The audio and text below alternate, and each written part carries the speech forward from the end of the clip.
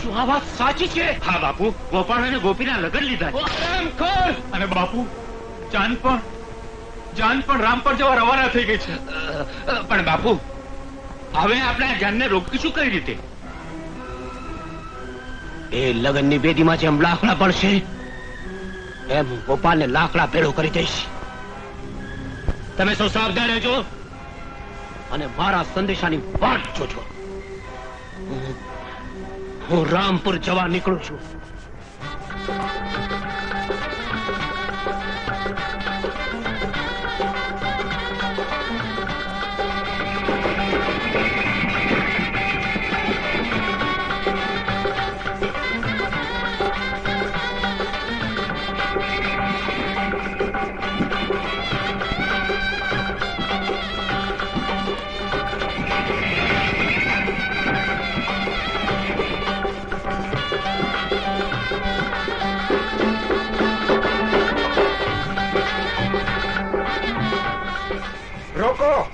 રોકો ગાડા રોકો.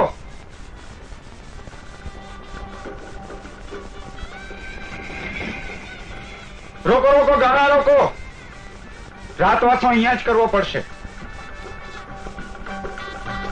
અરે કોણ શંભુભાઈ? તમે કોણ? કાનજી બાપુ. અરે હું તમને જ શોધતો હતો. મને ખબર પડી કે આ ગામના પાદરે આપણા જાનના ગાડા છોડ્યા છે. શું કરીએ શંભુભાઈ? આમાંથી સાંજ ઢળવા આવી એટલે થયું કે રાતવાસો ક્યાંક અહીંયા જ કરીએ. જો આ ગામમાં ઉતારાની જોગવાઈ થઈ જાય. તમે ફિકર નહીં કરતા. તમારી વાત સાચી છે. માથે રાતની મુસાફરી કરવી એ સારું નહીં. જાનનો મામલો છે અને ચોર ઉતારાનો ભોગ પણ ખરો. તમે એક કામ કરો, આ ગામમાં છે ને મારે એક ઓળખીતાની ધર્મશાળા છે, ત્યાં હું હંધાની સગવડતા કરી દઉં. એમ તો બહુ જ સારું. આપણે રાતવાસો અહીંયા જ કરીએ અને પછી કાલે માં ખોડિયારના મંદિરે વરઘોડિયાની છેડાછેડી છોડી અને પછી જ આપણા ગામ તરફ જાશું. ભલે. માં ખોડિયાર વરઘોડિયાને સુખી રાખે. શંભુભાઈ બહુ સારા માણસ છે. સારું છું મળી ગયા. આપણી વ્યાધિ ટળી ગઈ. હાલો ચાલો હાલો ચાલો.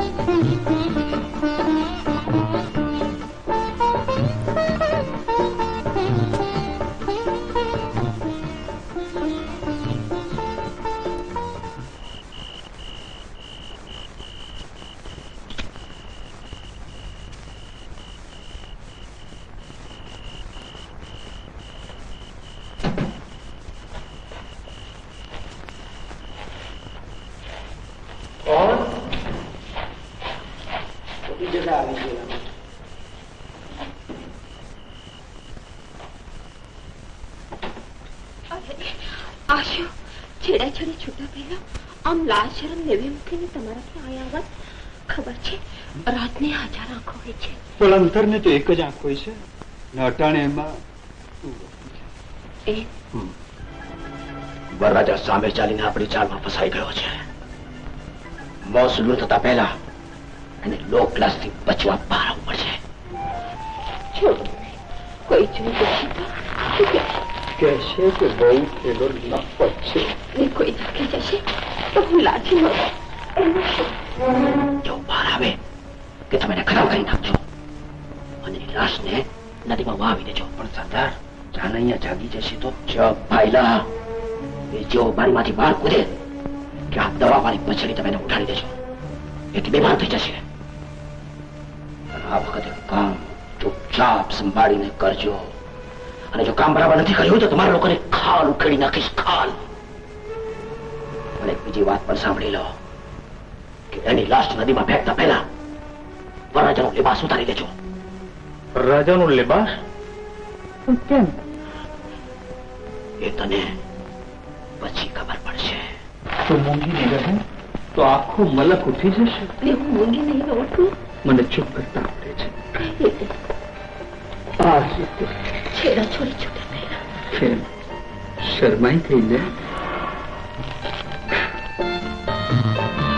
ગોપી તો ફિકર તારી માથે તો માથું.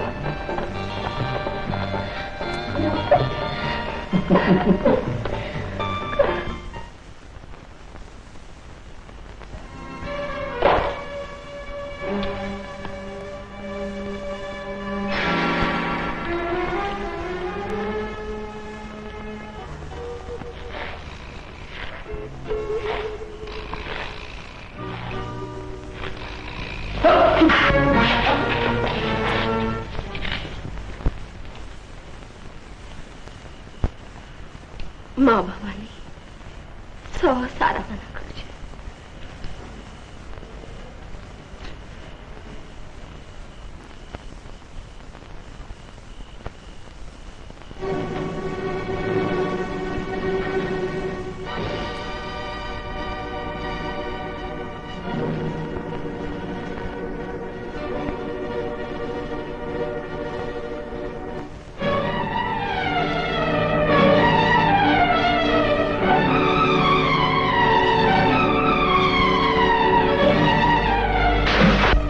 સરદાર સરદાર આપણા મારમાંથી કાંટો દૂર થઈ ગયો. જુઓ જુઓ આ ગોપાલિયાનો પોશાક. અરે વાહ ભીમા વાહ, જિંદગીમાં પહેલી વાર બહુ સારું કામ કર્યું. ભીમા હું આજ બહુ ખુશ છું, તારા પર બહુ ખુશ છું. પણ બાપુ મારો શિરપાવ. શિરપાવ જરૂર મળશે ભીમા. સારું કામ કરનાર ખરાબ માણસે શિરપાવ તો મળવો જ જોઈએ.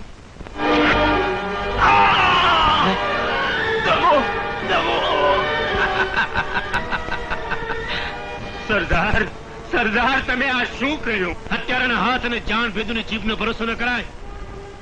અને લલ્લુ આજથી ભીમાની જગત તું સંભાળી લેજે. અને ભીમાને પરાજાનો પોશાક પહેરાવી લાલ પર પાસની નદીની બખોળમાં સંતાડી દેજે. એટલે સાપ પણ મરે અને લાઠી પણ ના તૂટે.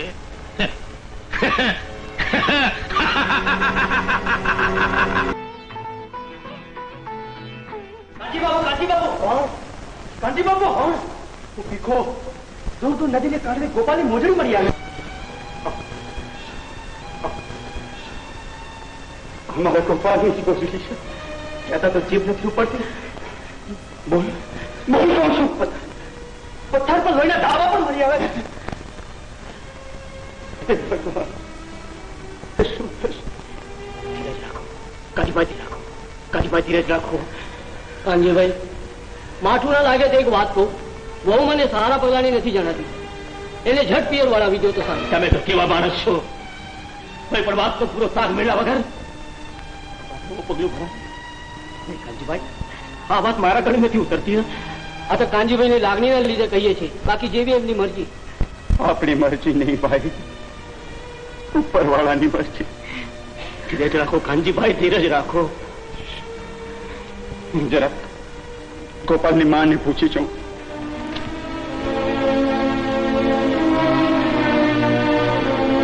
ગોપાલની માં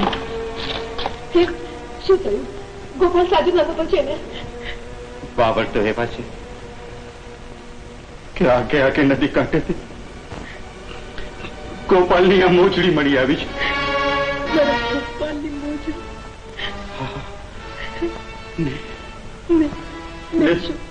કેમ કઈ બોલતા નથી? ને છીપર પર લોહીના ડાકા પર હતા. હાય હાય, ત્યારે તો હું ક પગલા નહીં નીકળી. મોટેરાઓનો એવો મત પડે છે કે આપણે જાન લઈને ગામ જવું જોઈએ ને વહુને એને પિયર વળાવી દેવી જોઈએ.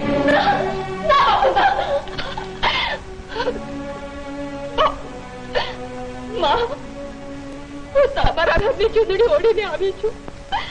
નહીં ચૂંદડી સુધી ચિતાએ ચડી જઈ, પણ જ્યાં લગી મારા ધણીને ભાર નહીં લાગે ત્યાં લગી હું પિયર નહીં જાઉં. પિયર નહીં જાઉં બાપુ, પિયર નહીં જાઉં.